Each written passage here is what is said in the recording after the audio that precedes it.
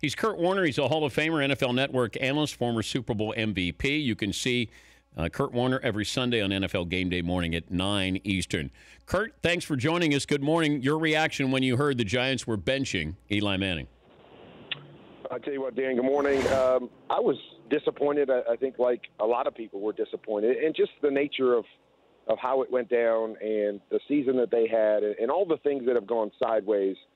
You know, I kind of expected something like this to happen to kind of point out Eli. And you know, I just feel like sometimes you make and put the blame on one guy. And that's what this seems like, is that they've had so many things go bad. He's out there competing. And then to make the statement, well, Eli Manning's still our quarterback. Well, if he's still your quarterback, to me, he deserves to start. He deserves to compete. He deserves a chance to be out there with his guys trying to win every football game. And then I would have no problem if they said, well, this thing goes sideways. Now we might try to dabble with these young guys and see if we feel they can be a backup to Eli Manning or the next guy when Eli decides to retire. But to kind of put it out there like this, like, hey, you can start when we'll save the streak, but know that you're not going to finish this game or you're not going to have a chance to go the full distance with your guys. We're going to put these other guys in. I didn't like the nature of how they did it and what they said that went with it. But also, if you're looking at this, I think people have a problem that you're going to bench Eli and you're going to bring in Geno Smith and say that, you know, we want to continue to win games, but we want to take inventory of these other quarterbacks. If Davis Webb was getting the starting nod, I think people would have less of a problem with this, Kurt. Do you agree? Yeah, I agree. I mean, I think, you know, a lot of people are going to look and say, well, Geno had his opportunities, and we kind of know what Geno is. We don't know what Davis Webb is.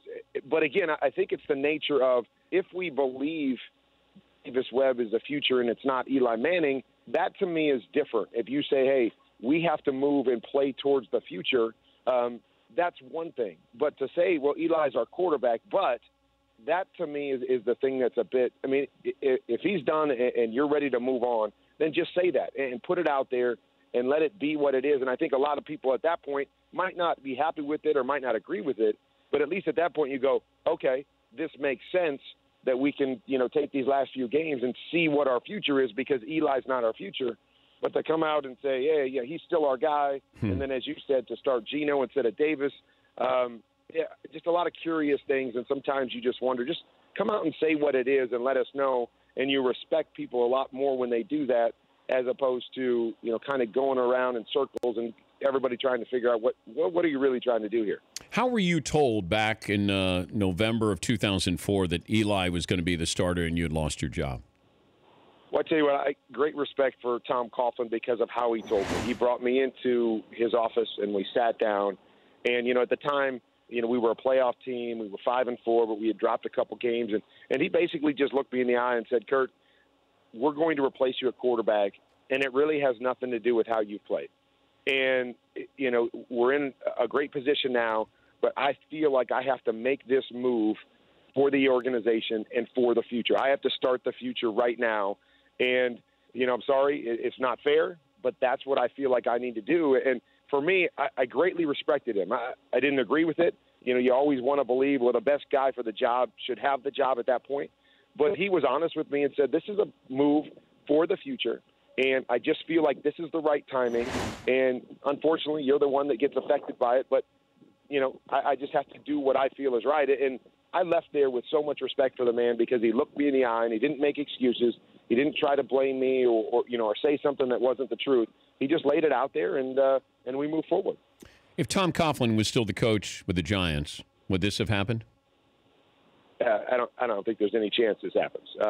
Knowing Tom Coughlin and what he believes in and the kind of man that he is, I think he would, you know, even if, you know, you look back at the games and say, well, Eli wasn't playing at Eli level. And I can agree with that. But, again, you have to take the big picture and go, well, it was because Eli isn't good enough anymore, or is it because of everything else that went sideways? And I just think Tom, you know, just out of respect for the situation and as a head coach saying, we're going to go down and we're going to compete. And I see that this isn't just about Eli. So to affect the streak and to affect what he's meant to our organization, when I know there's a lot of things going on, I just don't think Tom would have made that same decision. He's Kurt Warner, Hall of Famer, NFL Network analyst. You can see him every Sunday morning, NFL Game Day morning, starting at 9 a.m. Eastern. Jimmy Garoppolo finally gets the start in San Francisco. Why did it take this long?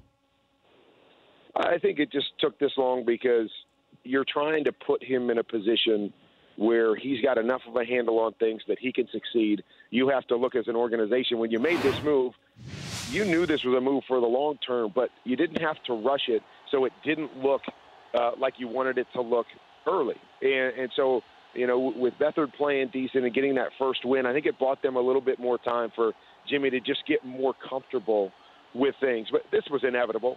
We knew this was going to happen at some point this year with the record. But some of those performances, I think, where they were competitive or they won a game, allowed them to say, okay, Jimmy gets another week. So when he gets in there, he can be as comfortable as possible and have success, because that's really what they need. Is they need everybody to see this was the right move, here's why, and it puts Jimmy in a great situation to succeed from the get-go. If you're Andy Reid, do you make a quarterbacking change? Well, I mean, it's a tough one. I don't make the change. I love Alex Smith, and I think Alex Smith is a really, really good quarterback, and better than most guys in this league. You know, it always comes down to the idea of, are we here to win championships, and do we believe Alex Smith can win us a championship? And, you know, the first, 5-6 games of the year, everybody was watching him and going, oh, my gosh, this guy is awesome, can do everything. You know, he can win a championship with this team. And now all of a sudden we've soured on that a little bit. But that, to me, is the question, is that's what we play for. And, you know, we've had a lot of questions about Alex Smith and the game manager and all that stuff. And if Andy Reid feels like he can only take us so far and we probably won't win a championship with Alex Smith, now you have to consider, to me, the next move in the future. I don't believe that. I believe Alex would be so much better than what you're going to get with Patrick Mahomes right now and for this season. But I just believe that's the question you have to ask, because Alex is a really, really good quarterback, a starting quarterback that has done a lot of great things. He has yet to prove that he can win a championship, and that, to me, is the only question that you have. Kurt, thanks for joining us. Have a great weekend. All right, you too, Dan. That's Kurt Warner. For more Dan Patrick Show, tune to Audience Channel 239 on DirecTV or download the Dan Patrick Show app.